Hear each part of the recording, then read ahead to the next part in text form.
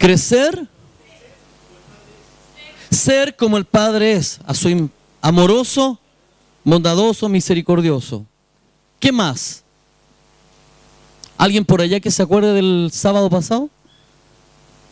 ¿No? Estamos con lagunas mentales. ¿Alguien más tiene algún texto bíblico que se haya recordado?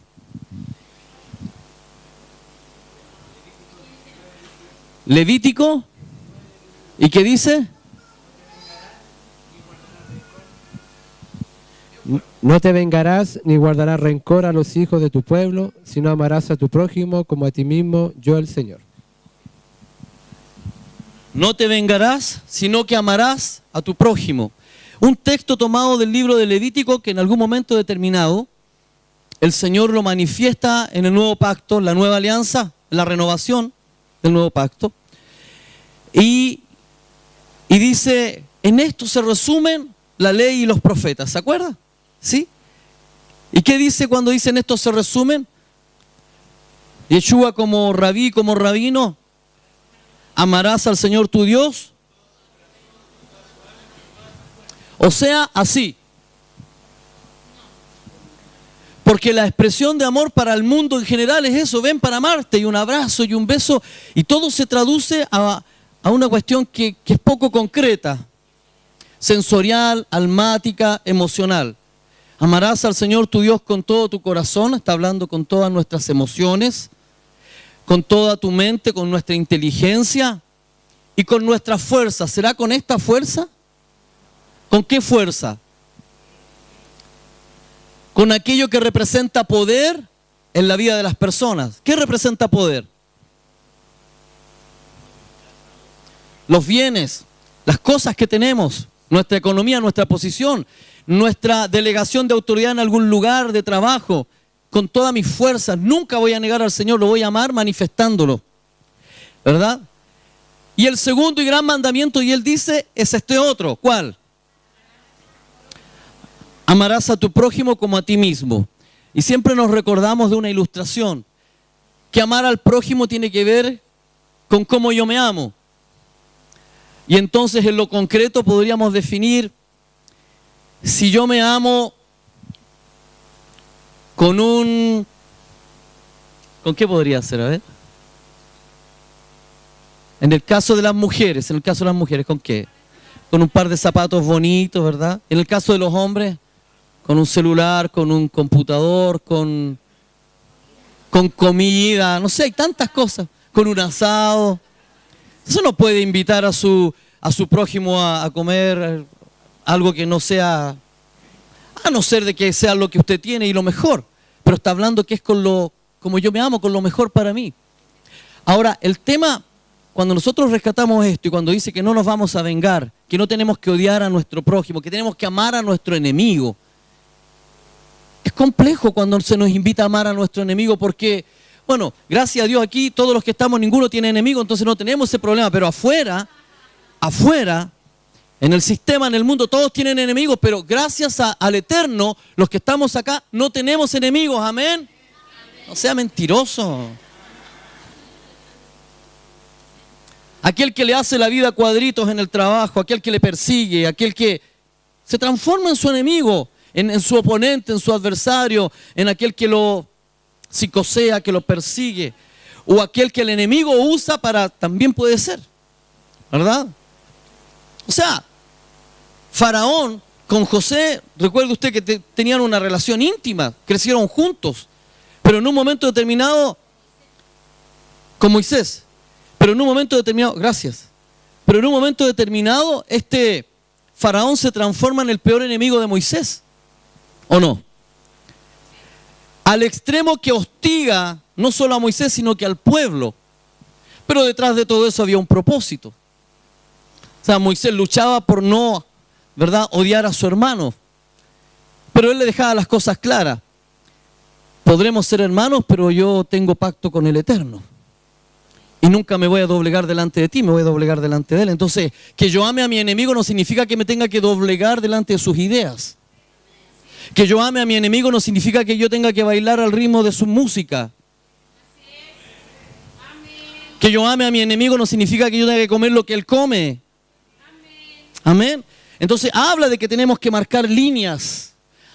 Habla de que tenemos que marcar límites. Que el amar a nuestro enemigo no significa que yo voy a bailar su cumbia. Yo bailo el amado. ¿Verdad? Yo le canto al rey. Yo tengo mi cultura. Entonces yo puedo amarte, pero eso no significa que yo voy a hacer alianza contigo. No me voy a doblegar delante de ti. Te voy a amar simplemente. Y te voy a amar como la palabra enseña que te tengo que amar. Así como yo me amo a mí, te voy a amar a ti. Entonces si te tengo que bendecir, te voy a bendecir. ¿Sí? Cuando nosotros hablamos de esto, cuando estamos hablando de lo que significa amar a nuestro prójimo, de lo que significa no tener un corazón vengativo, que si él me lo hizo, entonces bueno, yo también se lo hago de vuelta. Que si él no quiso venir digamos así, a mi cumpleaños, entonces yo, ¿por qué tengo que ir a su cumpleaños si él no vino al mío? Ahí vemos, ¿verdad?, la manifestación de un espíritu de venganza. Y esto es un mandamiento, uno de los tantos, uno de los 613 que está establecido ahí. No vengarse y no odiar. Y el odio se genera, ¿verdad?, porque en algún momento determinado fuimos dañados o afectados. Ahora, cuando el Señor viene y establece esto, a principio de semana, el Señor me hablaba con respecto, mi esposa habló tiempo atrás de los árboles, y hace poco también, ¿quién fue que habló? De los árboles que han sido plantados junto a aguas, hablando del Salmo 1, Ivette. Entonces, hablamos del árbol, que ese árbol del cual Dios habla, dice que nosotros somos como árboles, plantados junto a aguas de riego, que su hoja no cae, ¿verdad? Y que da fruto, o sea, en el tiempo que nosotros queramos, no. ¿En cuál tiempo? En el tiempo de Él. Porque el árbol tiene un código en su interior. Al árbol se le estableció un principio cómo tiene que funcionar. Entonces el árbol tiene que dar fruto cuando Dios lo dejó establecido, en la temporada que fue establecido. O cuando el Eterno le venga a pedir fruto, Él tiene que tener fruto. Porque el día en que no tenga fruto, el hacha está puesta a la raíz y solo sirve para leña, para fuego. Entonces es como drástico, esto suena poético, pero es una realidad. ¿Qué pasa con nosotros? Y a principio de semana la pregunta era la siguiente. Amados, ¿cuántos tienen fe? Como no todos leyeron el mensaje, hoy día lo estoy reproduciendo. ¿Cuántos de los que están aquí pueden decir que tienen fe? Entonces rápidamente algunos respondieron, ¿verdad? Algunos se matricularon de los primeros y dijeron, amén, yo tengo fe porque si no fuera por la fe que tengo, qué sé yo, y bla, bla, bla, no estaría en el día que estoy parado. Y muchos argumentaron. La pregunta era simple, ¿cuántos pueden decir que tienen fe? Y entonces cuando ya todos respondieron, porque yo no hago preguntas como para entretenerme, sino que inspirado por el Espíritu, cuando uno está en una relación, los pastores vivimos en eso y en ese pasto que hay que preparar, no hay preguntas inocentes, hay intencionalidad. Y la pregunta tenía una intencionalidad, por eso yo puse en el momento también y dije, por favor, no se quede en el medio, como los tibios, ¿verdad?, que nunca se queman. Diga sí o diga no, pero no se quede ahí en el silencio, en el limbo en donde usted no responde, porque a muchos les acomoda no quemarse, ¿verdad? No, estamos ahí. Por ejemplo, yo digo, ¿cuántos tienen fe? Levanten la mano. Algunos van a levantar la mano. Entonces yo asumo que el resto no tiene fe. Pero después digo, ¿cuántos no tienen fe? Levanten la mano. Y un montón levantan la mano y hay algunos que nunca levantan la mano, ni por sí ni por no. ¿Sí o no? ¿Ve? Algunos se quedaron callados y dijeron amén. Y siempre están ahí. Es el sector que no vota.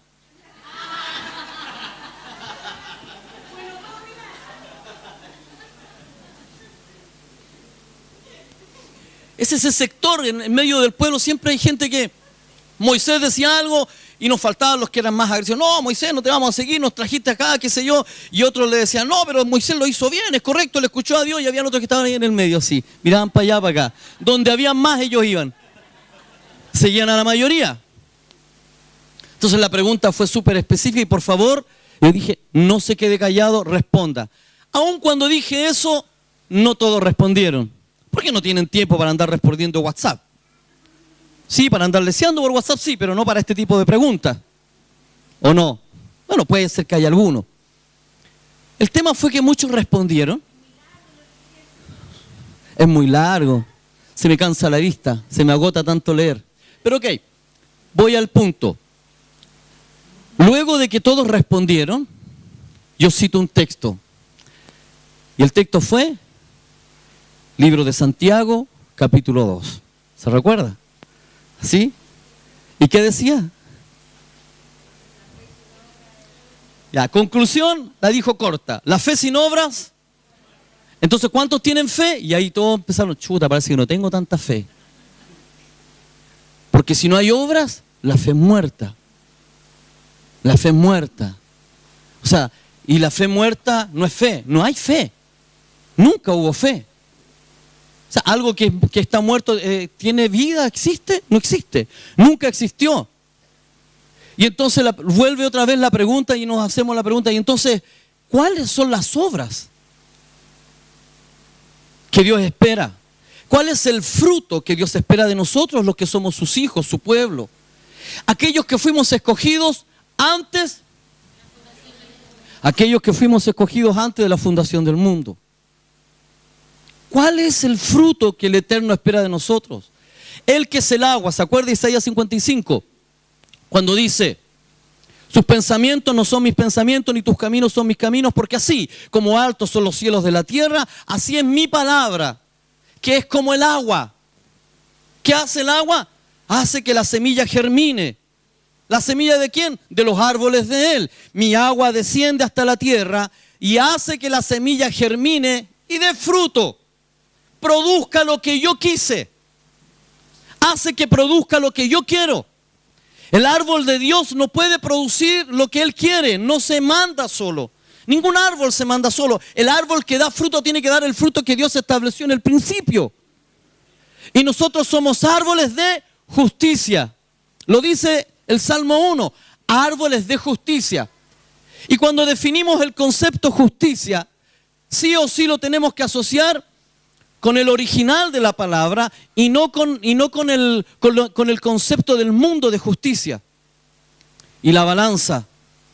Sí. Sino que cuando dice que somos árboles de justicia, está hablando de la misericordia.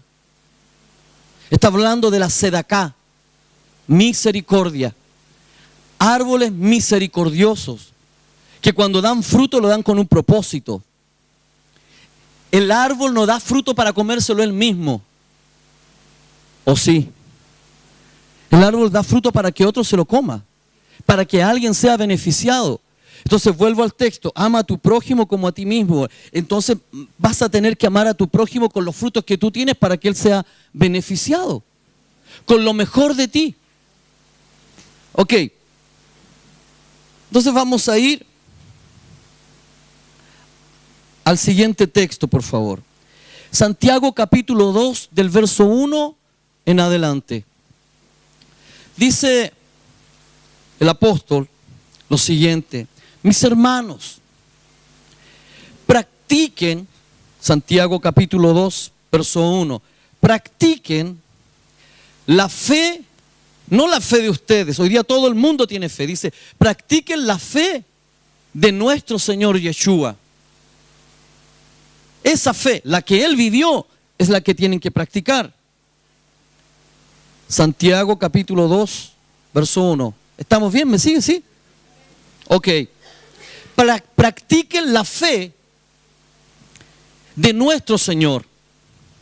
El glorioso Mesías, y menciona, sin mostrar favoritismos.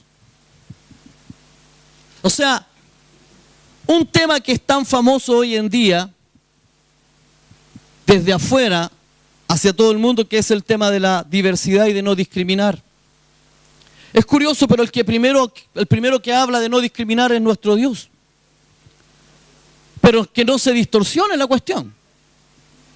Dice, mis hermanos, practiquen la fe del Señor, nuestro glorioso Mesías, sin mostrar favoritismo, sin hacer diferencia. Verso 2.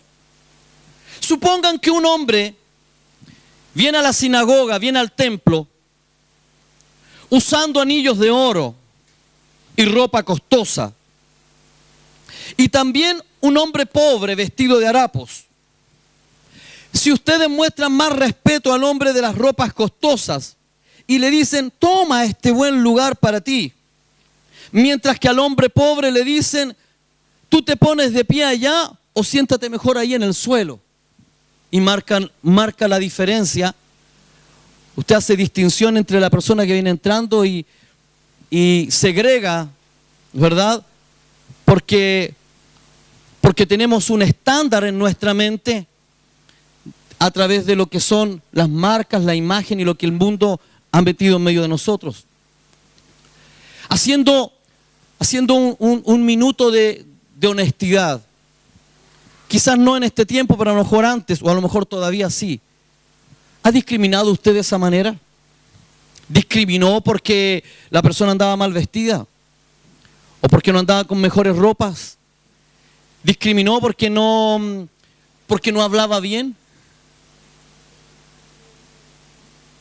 Hemos discriminado. A la hora de compartir locomoción, y si ve que sube alguien que no le acomoda, o cuando se sube no escoge dónde se va a sentar y no se sentaría al lado de una persona de esas características. Probablemente. Porque lo que Dios está haciendo en medio de nosotros es descubrir el corazón.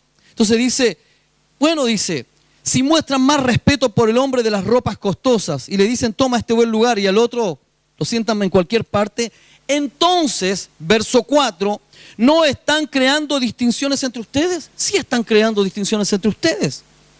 Se han hecho, y mire la palabra que usa el verso 4, se han hecho jueces con motivos malignos. O sea, a la hora de estar definiendo, ¿verdad?, nuestra justicia, la estamos definiendo por algo vano y no por algo que realmente es verdadero. No estamos pesando el espíritu de las personas, estamos evaluando conforme lo aparente, lo que ellos están mostrando. Entonces dice, se han hecho jueces con motivos malignos, con razones equivocadas, erróneas. Escuchen, dice nuevamente Santiago, mis amados, ¿no ha escogido el Eterno a los pobres del mundo para ser ricos? ¿Se acuerda usted el texto que dice, diga el rico?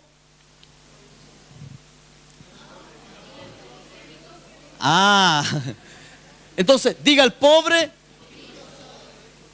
Y dice el texto, ¿no ha escogido el Señor a los pobres para glorificarse en medio de ellos? Porque este capítulo, este libro, el libro de Santiago, es un libro que habla fuertemente sobre los abusos de aquellos que son empoderados de riqueza y todo eso. Pero es este capítulo el que también habla de las obras.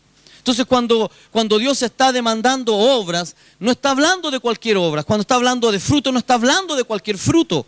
Menciona, dice, escuchen, ¿acaso no ha sido nuestro Dios el que nos ha escogido a los pobres, ¿verdad?, del mundo para ser ricos en fe y para recibir el reino prometido a los que le aman? Pero ustedes desprecian a los pobres. ¿No son los ricos quienes oprimen y arrastran hacia las tribulaciones? No son, mire, es verdad que hay gente rica que es noble, gente empoderada que tiene buen corazón, pero hay mucha gente rica que es perversa y mala. Entonces el apóstol Santiago está hablando específicamente de una crisis social que se está dando en medio de ellos y que está afectando a la iglesia, que se está introduciendo en la iglesia. Y entonces viene y dice, ¿no son ellos los que insultan el buen nombre del Eterno, los ricos? Porque recuerde usted que aquellos que son empoderados, que de pronto la plata les nubla la vista y como nunca tuvieron y empiezan a tener, se empiezan a comportar de una manera estúpida, se sienten poderosos y hasta quieren tomar el lugar de Dios. Entonces dice, es súper claro, dice, ¿no son ellos los que insultan el nombre del Eterno? ¿A quién ustedes pertenecen? Tenemos que tener un cuidado único. Nosotros que sí o sí todavía nos relacionamos con el sistema, con el mundo, los que tenemos patrones, personas, muchas veces nos congraciamos, nos reímos con sus chistes, ¿me entiende o no? Nos hacemos uno con su ideología, con su pensamiento, porque tienen plata, nos doblegamos delante de ellos y de su ideología, que es algo que no corresponde. O sea, nosotros no podemos transar nuestros principios. Somos gente que tenemos valores, pero no los valores morales de este mundo, tenemos los valores de la palabra. Y dice, si en verdad ustedes logran la meta de la Torá, verso 8. ¿Qué dice la Reina Valera 60 para que podamos contextualizar? Si en verdad, verso 8, si en verdad ustedes logran la meta de la Torá, dice la versión Kadosh. ¿Qué dice? ¿Alguien tiene la Reina Valera?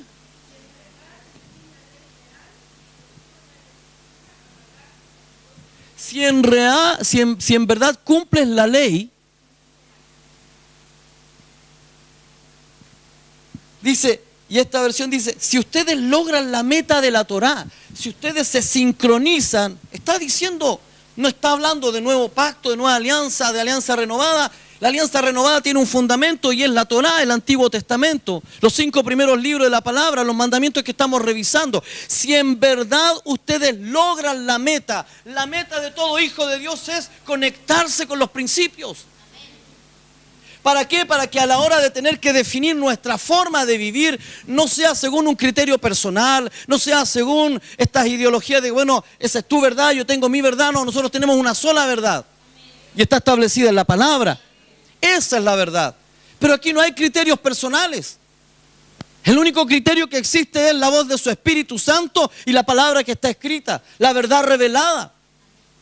Entonces dice, si en verdad ustedes logran la meta de la Torá, del reino, en conformidad con el pasaje que dice, ama a tu prójimo como a ti mismo, bien haces. Él está diciendo, chiquillos, si ustedes logran sincronizar, si logran sincronizarse con el texto de la Torá, con la meta, tenemos una meta, tenemos que alcanzar algo que no hemos alcanzado, debemos conquistar algo que no hemos conquistado. Amar, está mencionando, amar a nuestro prójimo, sea pobre o rico, ¿me entiendes? Sea enfermo o sano. O sea, la condición que él tenga le está diciendo, lo tenemos que amar, como a nosotros mismos. Y luego dice, si en verdad ustedes logran esa meta, ¿verdad? Bien hacen, es lo que corresponde. ¿Por qué toco este tema? Porque como casa, nosotros siempre tenemos demandas. Las demandas no son nuestras como pastores. Las demandas no son las del liderazgo, de las personas que trabajan en los diferentes departamentos. Las demandas para este pueblo son las que Dios ha establecido desde siempre. Entonces, cuando viene una instrucción del pastor, de algún líder, de alguna persona que está colaborando, de alguna persona de servicio, y viene una instrucción, y usted menosprecia esa instrucción, está menospreciando una instrucción de Dios. Ayer un hermano me decía, ¿sabe? Me preocupa, pastor, que a veces se tome con tanta liviandad una instrucción de Dios. Porque antiguamente decíamos el papel aguanta mucho. Hoy día los WhatsApp aguantan harto. Porque ahí es donde escribimos. Frente a la instrucción de manifestar la misericordia con la ayuda de lo básico y que usted me ponga un dedo hacia arriba, me diga amén, sí, lo vamos a hacer y luego no lo hace, es un terrible pecado. ¿Amén o no? Entonces dice nuevamente, verso 9, pero si muestran favoritismos, sus obras se constituyen en pecado. O sea, ninguna obra tiene asidero si usted discrimina, ya que son declarados culpables de transgresión bajo la Torá. Son declarados culpables de lo que está escrito en la palabra. Usted, cuando escuchaba aquí al pastor, cuando escuchaba a mi hermano Andrés o a la pastora María Eugenia, y hablaban de... Es tan lindo lo profético y es tan poético cuando viene y la gente viene y percibe. No son los primeros que nos han dicho cosas que nosotros sabemos que existen. Valoren. ¿Sí o no? Y entonces, aquí el tema es, cuando nos dicen valoren, no es que se nos hinche el pecho y que nos sintamos orgullosos por lo que tenemos, sino que le demos el valor a esto que corresponde. Y las cosas se valoran haciendo. Las cosas se valoran siendo. Nosotros estamos para manifestar lo que somos. No estamos para manifestar pensando lo que somos, no, para hacer, para accionar. No es una iglesia gnóstica, mentalista, que todo lo ¿cómo se llama? Lo fabrica aquí en su mente, pero nunca lo concreta, no. Somos la iglesia de los hechos de estos días. De hechos concretos. No somos una iglesia que piensa en hacer lo bueno. No somos la iglesia que le decimos, porque ya lo sabemos, no somos la iglesia que le decimos al Señor, Señor, pero si tú sabes que yo te amo. Pedro me ama, pero si tú sabes que yo te amo. Y Juan 14 dice, el que me ama, otra vez. El que me ama, ahora con convicción y autoridad, el que me ama, los guardamos. Y de los que están y de los que conocemos, ¿cuántos? Algunos pocos sí, gloria a Dios por eso. Pero ¿por qué nos cuesta? Continúo. Verso 10. Porque una persona que guarda toda la Torá, pero falla en un punto, es culpable de violarla toda. ¡Qué fuerte! Y entonces, ¿cómo lo hacemos? Para que realmente esté válido lo que estamos haciendo. ¿De qué manera podemos manifestar? Porque este libro es súper confrontacional. Es súper confrontacional. Sí, se fue.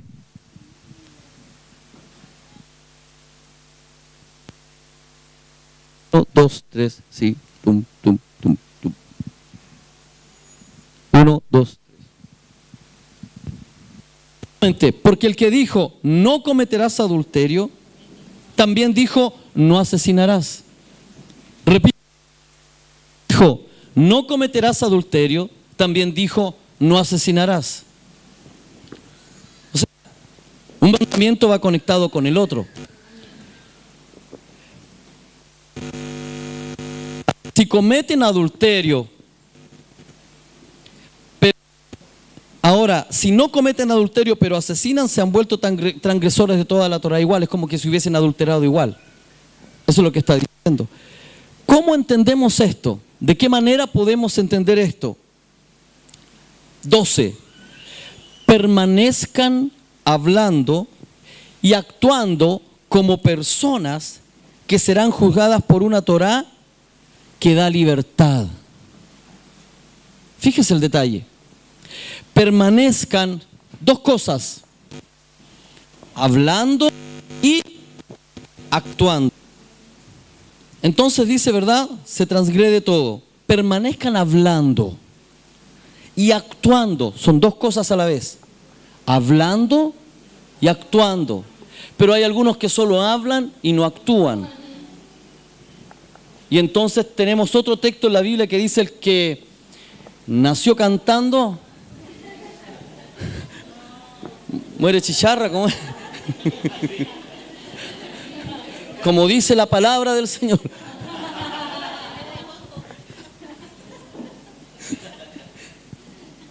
Entonces dice, permanezcan hablando y actuando.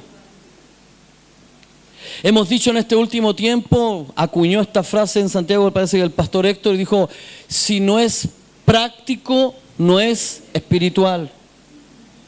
¿Verdad? Si no es práctico, no es espiritual. Permanezcan hablando y actuando como personas que serán juzgadas.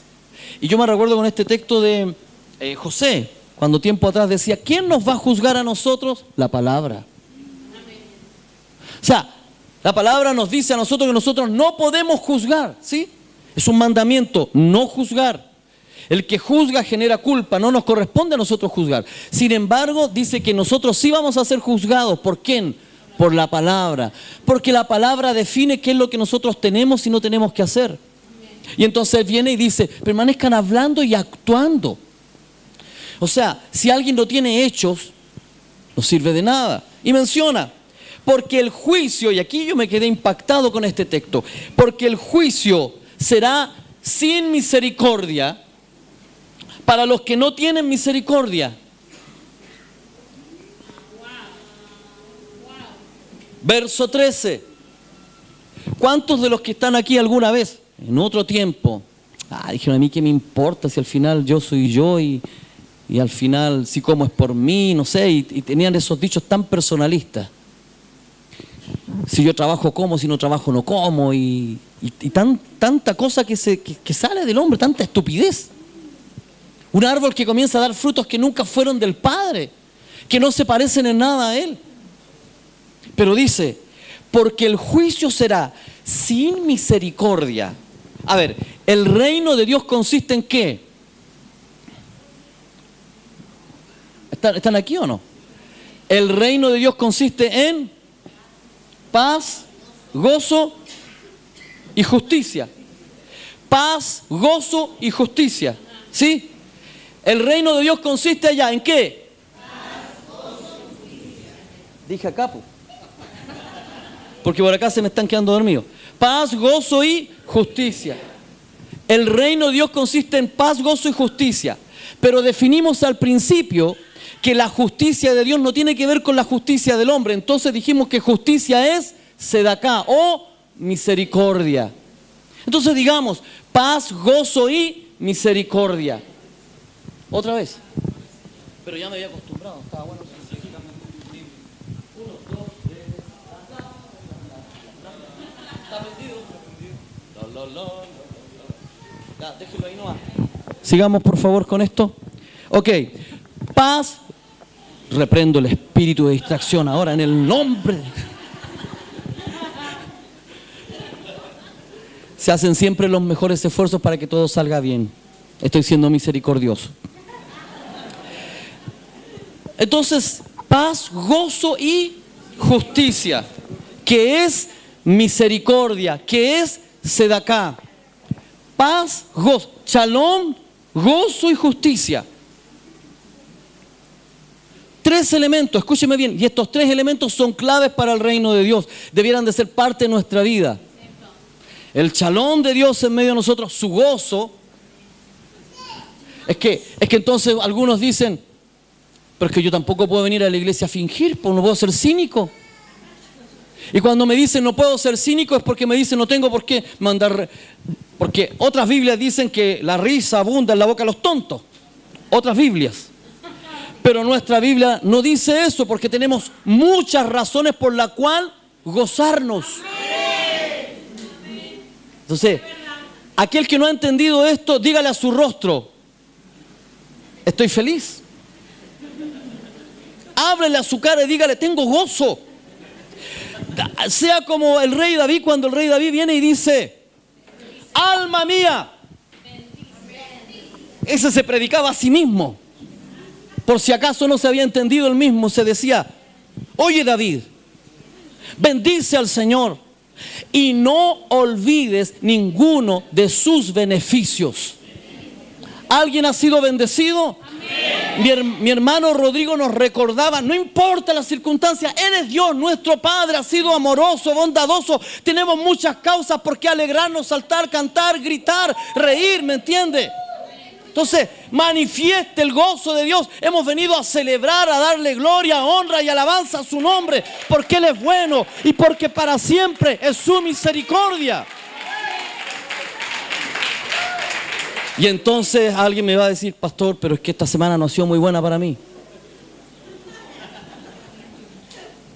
Ha estado más o menos nomás. La comenzamos mal. Esas cosas que de pronto pasan en la familia cuando hay crisis y problemas y el aire se coloca espeso. Y las miradas se cruzan así. Y uno podría cortar el aire con un gilet y no hay causa para reírse. Porque la comida quedó salada, porque le faltó sal, porque no alcanzó a terminar el aseo, porque le echó el ingrediente incorrecto, porque no sé, amado. Pero en la misericordia de Dios, Dios lo hace todo perfecto. Y Él es el que nos dice a nosotros que a los que, mire, el texto que hemos leído por años y usted sabe, dice que a los que aman a Dios todas las cosas le ayudan a bien, ¿verdad? Pero así no es. El texto dice a los que Dios ama, porque lamentablemente nuestro amor es ahí nomás. Nuestro amor está, entonces, no a los que aman a Dios, a los que Él ama. A los que Él ama. ¿Cuántos son hijos de Él? Hay algunos que tienen la duda. Pero los hijos de Él, dice su palabra, a los que Dios ama, Él ama a sus hijos. Y por sus hijos se entregó a su Hijo para que muriera por nosotros. Dice, a los que Él ama, todas las cosas, inclusive aquella que es fea, horripilante, que usted no le encuentra razón de ser, inclusive aquella cosa, dice que por causa de Él le va a ayudar a bien. Algo va a sacar de ello bueno. Sí. Ese es nuestro Dios. Él está ensimismado en que usted se dé cuenta, porque si hay alguien que la tiene clara es Él. El problema somos nosotros. Entonces, nos alegramos porque tenemos tantas razones para ser feliz. Gozo, shalom, ausencia de conflicto, plenitud. ¿Sabe lo que es la plenitud de Dios? Shalom. ¿Y qué significa eso? Que usted no necesita nada más de lo que tiene. Con lo que tiene está bien. Porque las otras necesidades que usted manifiesta que tiene, se las generó el sistema, que es un desgraciado. Las primeras en caer son los hombres. Porque los hombres siempre se ven tentados a comprar cosas que no necesitan. Y se los hemos dicho, pero de todas las formas posibles. Varones, cuando vayan al supermercado, compren lo que necesitan.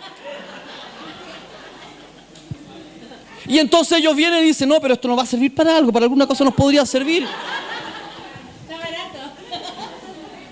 Como decía un pastor, amigo de mi pastor, decía, llegaba a su esposa, este era el único caso, llegaba a su esposa y le decía, amor, sí, amor, le dice, mira lo que compré. Y él queda mirando. Ahorramos no sé cuánta plata, porque estaba en oferta. Y él le dice, no, amor, tú no ahorraste, gastaste $300. Costaba 500, ahorré 200. No, ¿a dónde están los 200? No están, pues. No existen. Ahorramos, nunca ahorramos. Gastamos 300.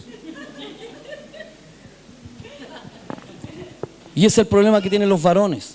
El mensaje es para ellos. Entiendan, varones amados. Se los digo con todo el amor. Okay. Dije gozo, ¿verdad? Dije gozo, dije justicia y dije paz. 3 elementos. Y los menciona su palabra. No necesitamos nada más. En eso consiste el reino de Dios. Ahora, el juicio será, fíjese, para aquellos que no tienen justicia, para aquellos que no son misericordiosos, para ellos será sin misericordia. Y es terrible. Siempre se nos ha dicho, lo que pasa es que el antiguo pacto era como demasiado fuerte y entonces no es para nosotros, no, amado. El nuevo no tiene nada distinto al antiguo, porque el nuevo afirma el antiguo. El nuevo viene a confirmar todo. Y dice, será sin misericordia. Pero el final de ese verso me gusta, pero dice, pero la misericordia triunfará sobre el juicio. O sea, está dándonos un dato. El que es misericordioso, ¿verdad? Ese juicio no lo alcanzará. El que camina en esa misericordia, ese juicio no lo va a alcanzar. Amén. Amén. Y aquí entramos al gran episodio que nos afectó toda esta semana y nos dejó sin dormir. Porque el día en que usted dijo que tenía fe y después se dio cuenta que no tenía obras, y entonces dijo, entonces no tengo tanta fe, chuta. ¿De qué le sirve, verso 14, mis amados hermanos, que si alguno asegura que tiene fe, pero no tiene obras, podrá esta tal fe salvarle? Esa fe de la que está hablando Santiago, ¿sabe qué fe es? Es una fe mental, que cree que porque cree en Dios aquí en su mente está todo listo. No. No, pero si yo tengo cualquier fe, la aplico. Y entre más aprieto los ojos, más fe tengo. Y declaro con mi boca, va a suceder. Que llegue, que ocurra. Que se abra la puerta. No. La fe viene por el oír. Y el oír una palabra de Dios. La fe no es una cuestión en el aire, la fe es algo concreto. Y cuando dice oír, es shemá. Cuando dice oír, escucha. Cuando escucha, esa escucha tiene que ver con obedecer. No se queda solamente en escuchar, sino que camina conforme a lo que escuchó. Ok. ¿De qué sirve, hermanos, que alguno asegura que tiene fe y si no tiene obras, podrá esta fe salvarle? Supongan.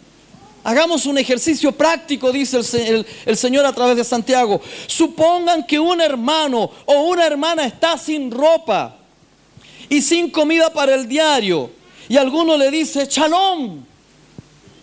Hay ausencia de conflicto, hay plenitud en ti, no hay necesidad de nada. Que el Señor te bendiga.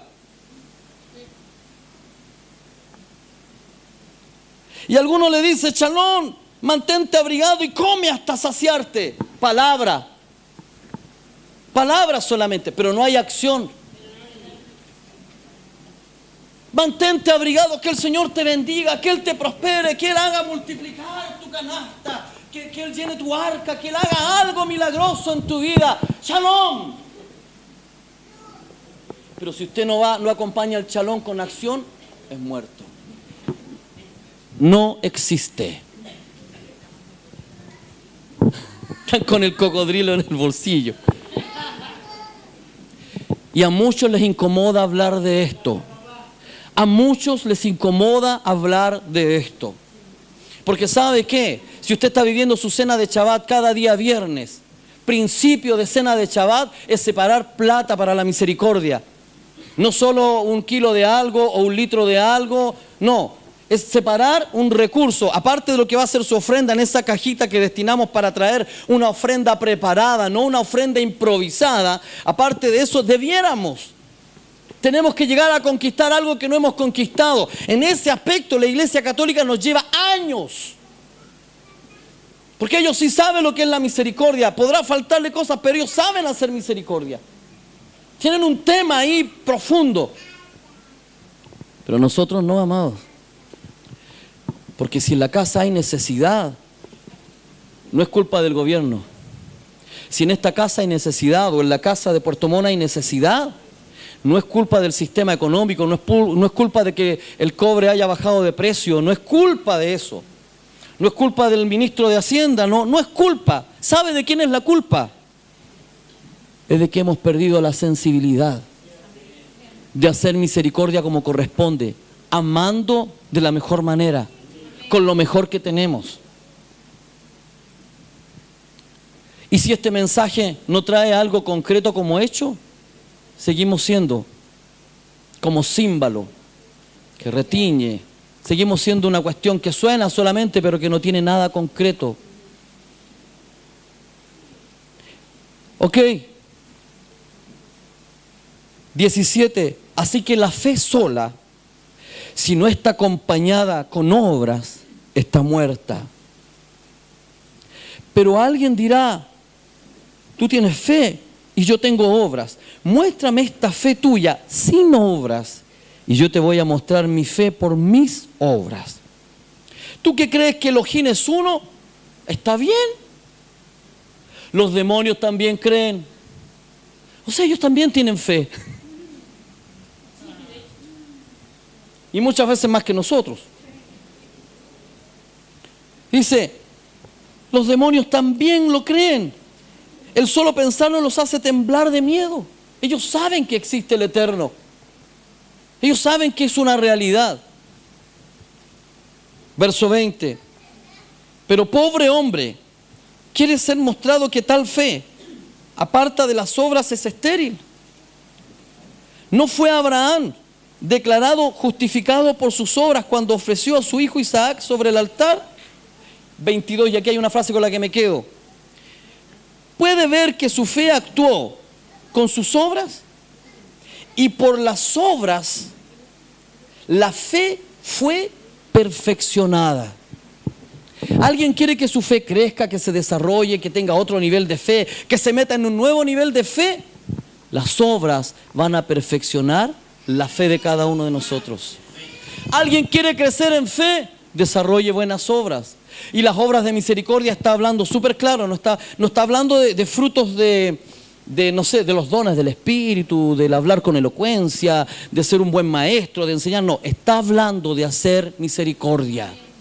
Las obras de las que la palabra está hablando no son otras que no tienen que ver con hacer misericordia. Cuando nosotros nos encontramos con esto, me llama la atención. Porque cuando uno no tiene, no da porque no tiene. Cuando luego tiene, no da porque se le olvida. Y se le olvida que alguna vez cuando no tuvo, alguien llegó a su casa de parte del Señor y lo bendijo. Y no podemos ser tan escasos en nuestra memoria. Por otro lado, la vida de un hijo de Dios debe de tener como pilar el hacer misericordia. Aun cuando el pastor no tenga un equipo de trabajo, deberá de ser su vida eso. Porque si no existe, comillas, el ministerio de misericordia, usted no va a hacer misericordia. Debe hacer misericordia. Y la palabra menciona y dice, primero a los de la familia de la fe, primero a los de la casa, primero a los de la casa, y luego hacia afuera, pero primero a los de la familia de la fe, primero a los de la casa. Entonces, es hacia allá, hacia donde Dios nos está metiendo. Aunque usted no lo crea, estoy finalizando. Al igual que el cuerpo sin ruaj o sin espíritu está muerto, así también la fe sin obra está muerta. Timoteo, capítulo 2, versos 9 y 10. Para acompañar un poco el tema, asimismo dice, y le habla a las mujeres. Primera de Timoteo, capítulo 2, versos 9 y 10. Asimismo las mujeres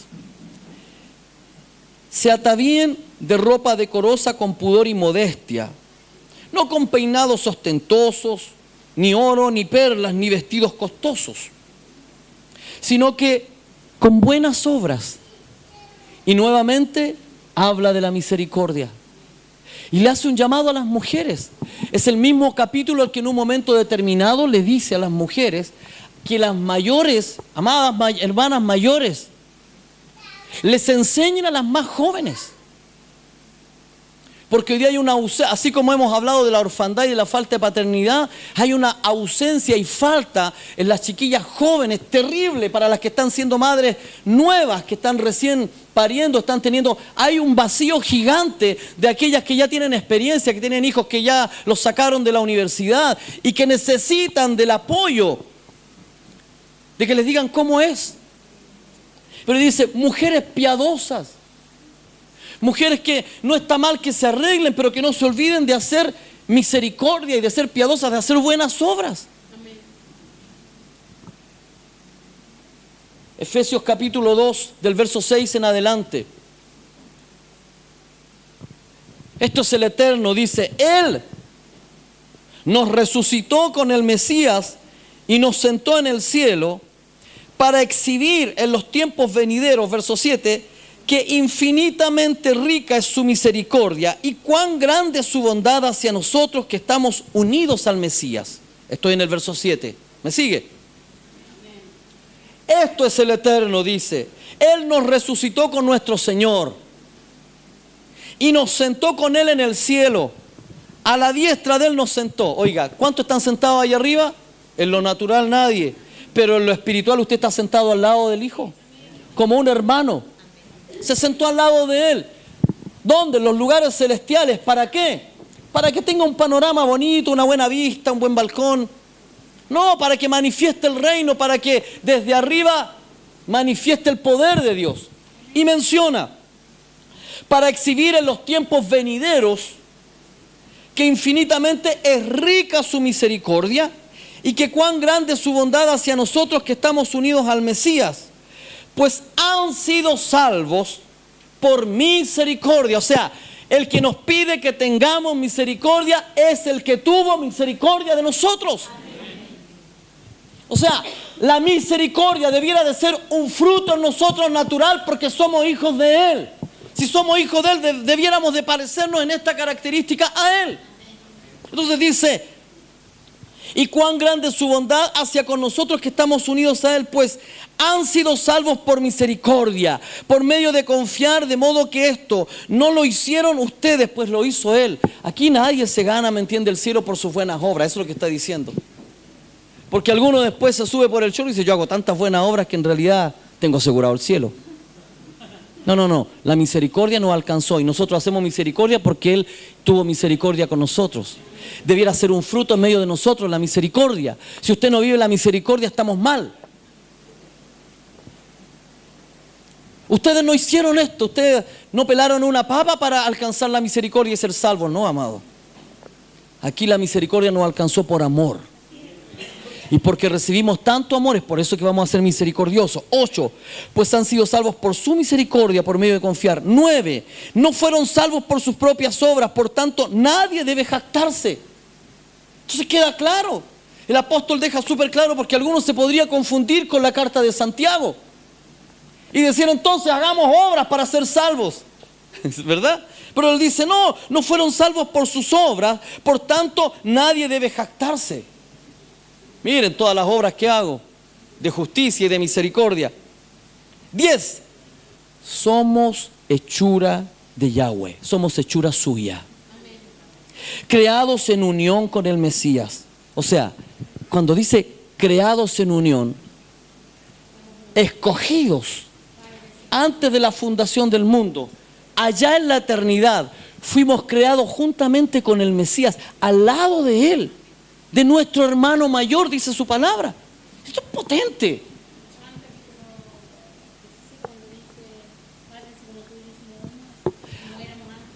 Correcto, Juan capítulo 17, anote por favor, Juan capítulo 17. Así como Padre, habla el Señor con el Eterno, Él dice, Padre, así como tú y yo éramos uno antes, así que yo y ellos seamos uno, que volvamos al diseño original, que volvamos a ser uno como alguna vez fuimos uno.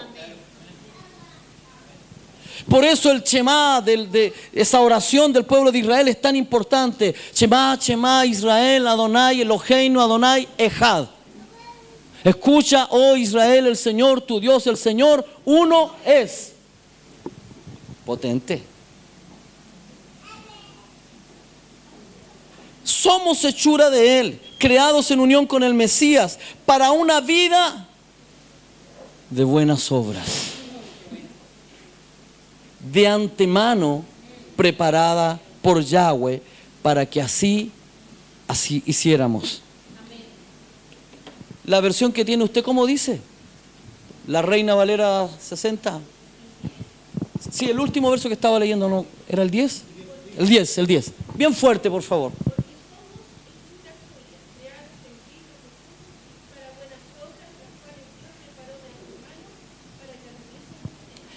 Dios preparó de antemano, o sea, allá, ¿verdad? En la eternidad preparó obras. Entonces, amado, no son las obras que usted crea que tiene que hacer, son las que Él ya estableció. Nosotros tenemos un contrato, tenemos un pacto con Él y debemos caminar en las obras que Él estableció, no las antojadizas, no las que a usted se le ocurra.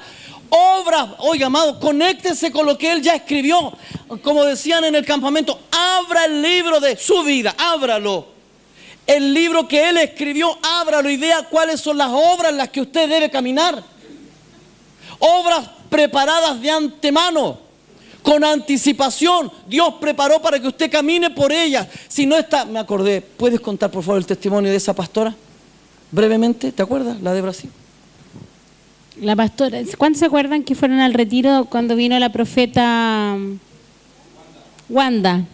¿Se acuerdan? Que ella contó su testimonio cuando estuvo muerta 1 hora y media, y ahí en medio de todo ese testimonio y todo eso, hubo un episodio cuando un ángel le muestra el libro de las obras, que no había solo el libro de la vida, sino que estaba el libro de las obras justas.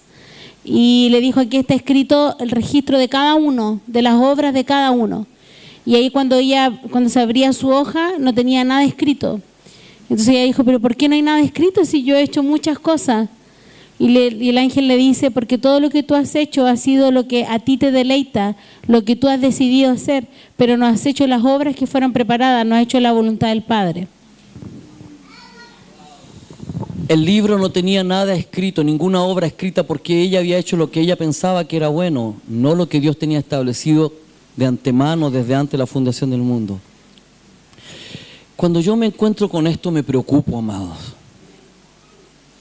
porque tengo acá en la parte final, y siendo honesto, no puedo improvisar, está ahí, al final, eso es lo último. No podemos improvisar las obras que están preparadas o establecidas desde antes de la fundación del mundo. Entonces, cuando nosotros hablamos de despertar, cuando hablamos de que se conecte con su verdadera identidad, cuando hablamos de que se conecte con las raíces, cuando hablamos de que usted se conecte con Dios y con lo que Él dijo de usted, cuando la palabra dice que Dios nos bendijo con toda bendición en los lugares celestiales, allá, antes de la fundación del mundo, dijo bien, profetizó, declaró, habló, comunicó a su espíritu lo que tenía que hacer en este mundo. Pero cuando está Grecia metido en medio de nosotros, cuando hay un sistema que se ha infiltrado en nuestra forma de vivir y de pensar, es imposible que nos conectemos con las buenas obras. Es más, cuando somos enviados, cuando recibimos una instrucción de parte de Dios a través del pastor, de la pastora, de la profeta, del líder, y recibimos una instrucción, si Grecia está metido en nuestro corazón, entonces vamos a cuestionar la obra y vamos a decir: ¿por qué tenemos que hacerlo? Bueno, yo lo hago como yo quiero. Al final es mi forma de pensar. Ahora tenemos que hacer todo como lo dicen ellos.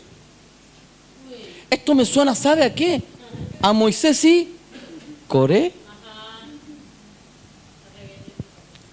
Esa rebelión interna que se levanta en contra de la autoridad.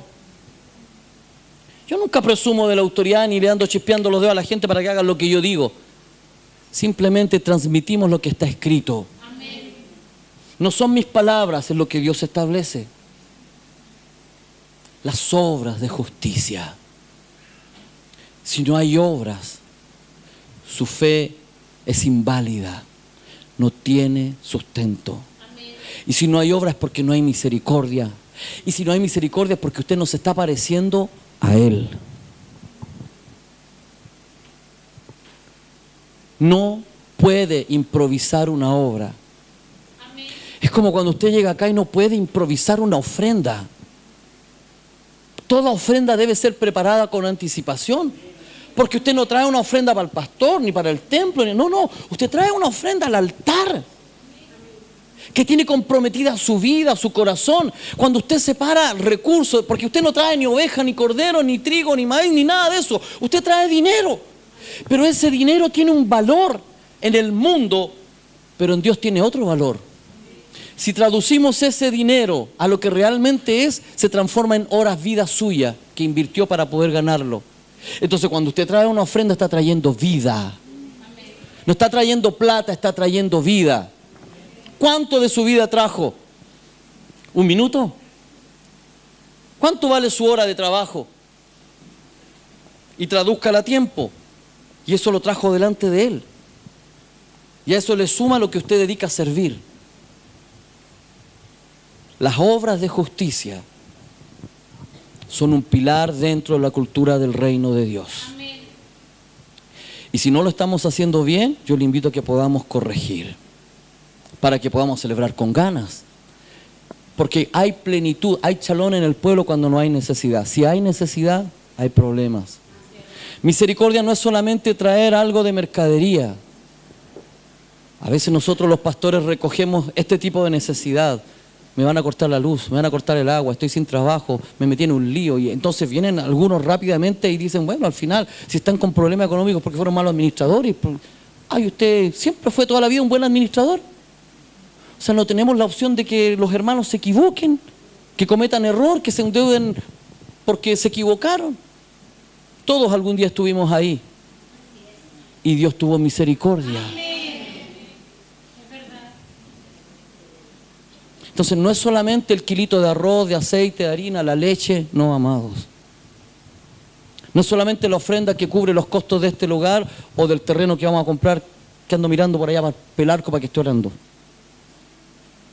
Si compramos un terreno en Pelarco, chuta, lamento mucho los que no tienen auto que no van a poder ir, lo lamento. O vamos a hacer misericordia. Y vamos a comprar el auto más grande, no para que veamos que vacío está mi auto y que grande es, sino que para echar toda la gente que caiga ahí atrás. Amén.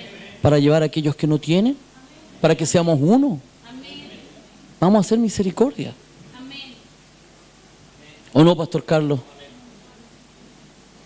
¿O no, hermana María? ¿Hemos tenido misericordia con usted o no? Un poquito. ¿No se sienta? Porque está en medio de nosotros, nos alegra. Yo creo que, ¿sabe qué? Las hermanas de protocolo no cortaron el cordón. Usted se despidió, se fue, le hicimos la despedida, la honramos, la bendecimos, qué sé yo, la despedimos. Pero yo creo que las hermanas de protocolo dijeron, María, no te vayas.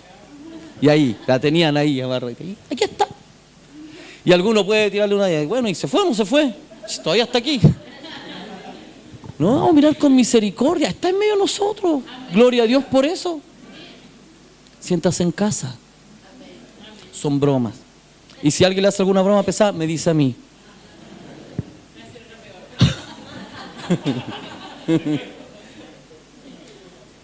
Quiero invitarles a que no nos quedemos solamente con esto aquí, a que realmente podamos hacer misericordia.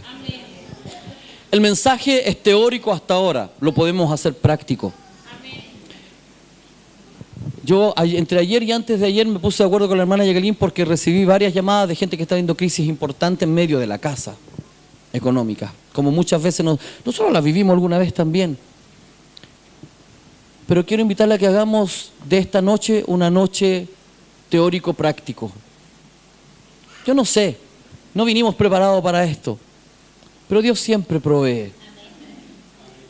Y quiero invitarle a que podamos levantar una ofrenda de misericordia para suplir algunas necesidades de algunos hermanos que las están teniendo hoy en día y que son terribles. O sea, podría yo decirle, mire, ¿sabe qué? Levante su mano, arrepiéntase, venga para acá, llore, vamos a orar por usted. Y no, amados, seamos prácticos.